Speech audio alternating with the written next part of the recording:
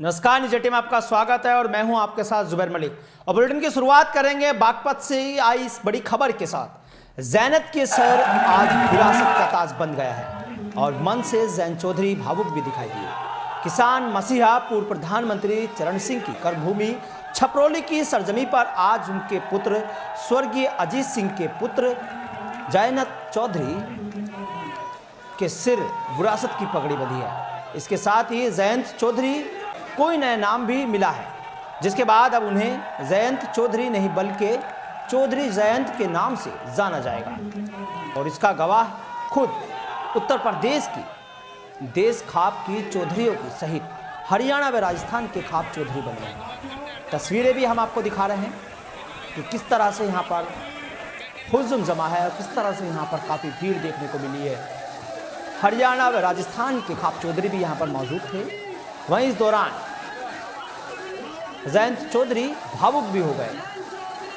इस दौरान जयंत चौधरी ने मन से कहा कि आज जो जिम्मेदारी उन्हें मिली है उस पर वे खरा उतरेंगे। साथ ही विश्वास दिलाया कि उनका सर सिर्फ आप लोगों के सामने झुकेगा। और क्या कुछ कहा चौधरी जयंत ने, आइए आपको सुनवाते हैं। सामाजिक नेतृत्व कर रहे चौधरी जनप्रतिनिधिगण, आप सबने चौधरी अजीत सिंह जी के जीवन भर भरपूर उनका सहयोग किया, इस बात में कोई शक नहीं। बहुत पीड़ा थी कि चौधरी साहब का जिन परिस्थितियों में निधन हो गया, आज वो हमारे बीच नहीं है। और उन दिनों में घर घर में वही पीड़ाएं थी। सामूहिक तौर पे ना आप मुझसे मिल पाए, ना मैं आपको देख पाया, और ना ही चौधरी अजीत सिंह जी के अंतिम यात्रा में आप उनका दर्शन कर पाए। और इसलिए आज यहाँ छपरौली के लोगों ने खुद बीड़ा उठा के ये प्रबंधन किया, आयोजन किया। मैं इसमें जुटने वाले सभी परिवारजनों को अपने दिल की गहराई से धन्यवाद देता हूँ, आभार व्यक्त करता हूँ। ये पगड़ी, ये बहुत गहरा विश्वास, बहुत बड़ा आशीर्वाद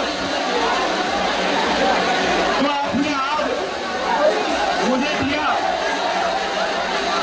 मैं अपने तरफ से यही कहना चाहूंगा कि जो आपकी उम्मीद है, जो आपकी आशा है मुझसे, उसके अनुरूप कार्य करने की कोशिश करूंगा।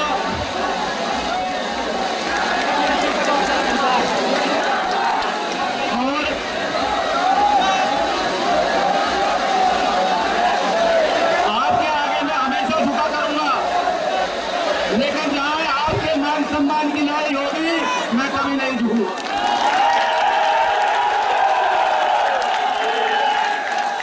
चौधरी जयंत सिंह जी की विरासत, चौधरी अजीत सिंह जी की विरासत संभालने में मुझे विश्वास है।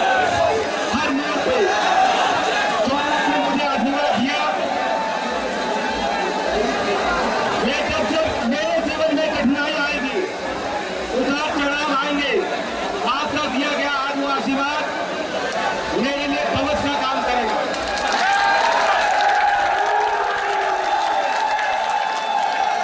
मैं अपनी तरफ से मंचा से सभी को, सब समाज के प्रतिनिधियों को, क्षेत्रवासियों को धन्यवाद करता हूँ। चौधरी चरण सिंह, चौधरी अजीत सिंह, किसान मजदूर एकता।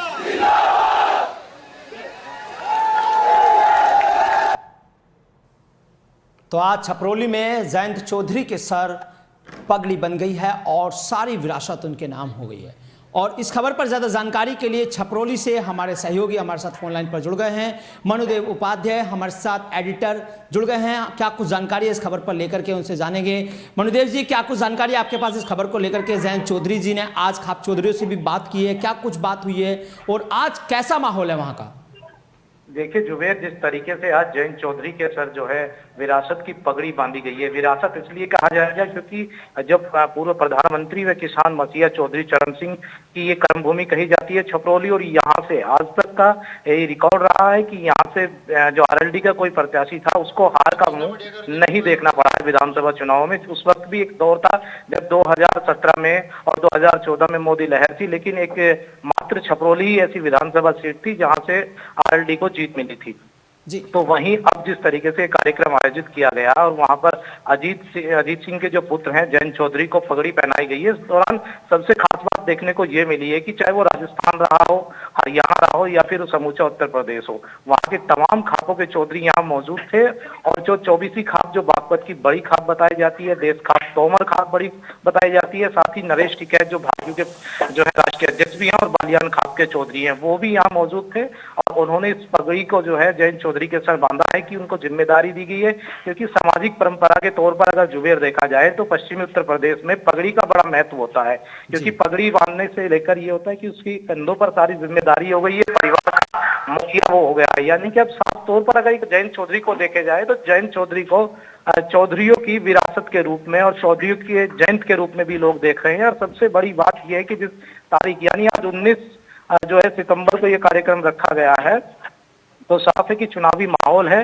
और कहीं ना कहीं इस जनसभा का जिसे श्रद्धांजलि सभा नाम दिया गया, उसका राजनीति स्तर पर भी अगर देखा जाए तो बड़ा फायदा यहाँ पर जो है उनको आरएलडी को मिलता दिखेगा। जी, जैसे कि पूर्व प्रधानमंत्री चौधरी चरण सिंह भी अपने आप को किसानों का नेता कहलवाते थे। अगर हम उनके सपुत्र की बात करें चौधरी अजीत सिंह, तो वो भी अपने आप को किसानों का नेता कहलाते थे। और आज जयंत चौधरी को ये पूरा विरासत में मिला है, तो क्या आगामी 2022 विधानसभा चुनाव के मद्देनजर क्या कुछ किसान और आरएलडी की अब तस्वीर बदलने वाली है? क्या पश्चिमी यूपी की तस्वीर अब बदलने वाली है फिर से?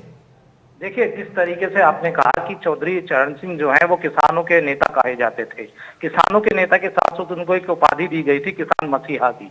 उसके बाद यही था कि किसान मसीहा की उपाधि के बाद चरण सिंह यहाँ से चुनाव जीते थे, और उसके बाद लगातार उनके बेटे चौधरी अजीत सिंह, जिनको किसान नेता के रूप में भी कहा जाता था, शायद ही ऐसा कोई दल बचा होगा जिसमें वो मंत्री ना रहे हो, जिसमें उन पर कैबिनेट की जिम्मेदारी ना रही हो, चाहे वो उद्यान मंत्री रहे हों, चाहे वो कृषि मंत्री रहे हों।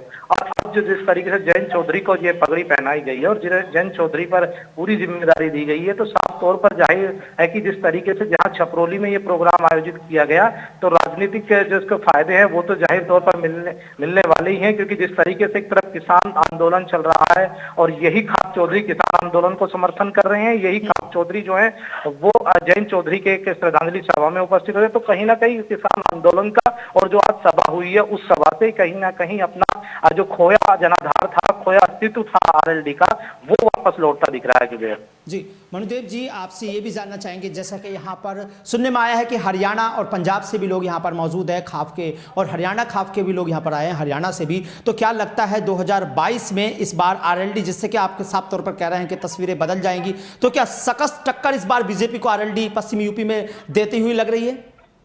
देखिए, जिस तरीके से खापों की बात अगर कही जाए तो खाप जो चौधरी होते हैं उनका वो एक जिम्मेदार होते हैं समाज के, और जिस तरीके से जो एक बार वो निर्णय ले लेते हैं वो ही तमाम उस बिरादरी को मानना होता है जिसके वो मुखिया होते हैं। अब चाहे वो हरियाणा के खाप चौधरी रहे हों, चाहे वो राजस्थान के खाप चौधरी रहे हों, चाहे वो उत्तर प्रदेश के, यानी कि जो एक आवाज का मंदिरों से एक आवाज निकलती है, पंचायतों से एक आवाज निकलती है खापों की, तो सबसे बड़ी बात यही है कि इसी खाप का फायदा कहीं ना कहीं आरएलडी को या जो आरएलडी के साथ जो दल हैं उनको फायदा दिखेगा। और ये खाप चौधरी कल अगर देखा जाए तो सरकार का विरोध करते नजर आएंगे, क्योंकि इस तरीके से मुजफ्फरनगर की पंचायत में साफ कह दिया गया है नरेश टिकैत के द्वारा भी, और राकेश टिकैत भी लगातार कहते रहे, तो कहीं ना कहीं लोगों को फायदा होगा। और ये खाप चौधरी एक मंच पर आना, ये अपने आप में 2022 की नई नींव रखने का इशारा कर रही है जुबेर। क्या सर आज इससे आपसे ये भी जानना चाहेंगे, जैसा कि मनुदेव जी आज इसमें रस्म जो निभाई गई है, इसमें क्या आगामी 2022 चुनाव को भी लेकर कोई रणनीति तैयार की गई है, कोई बात ऐसी हुई है यहाँ पर?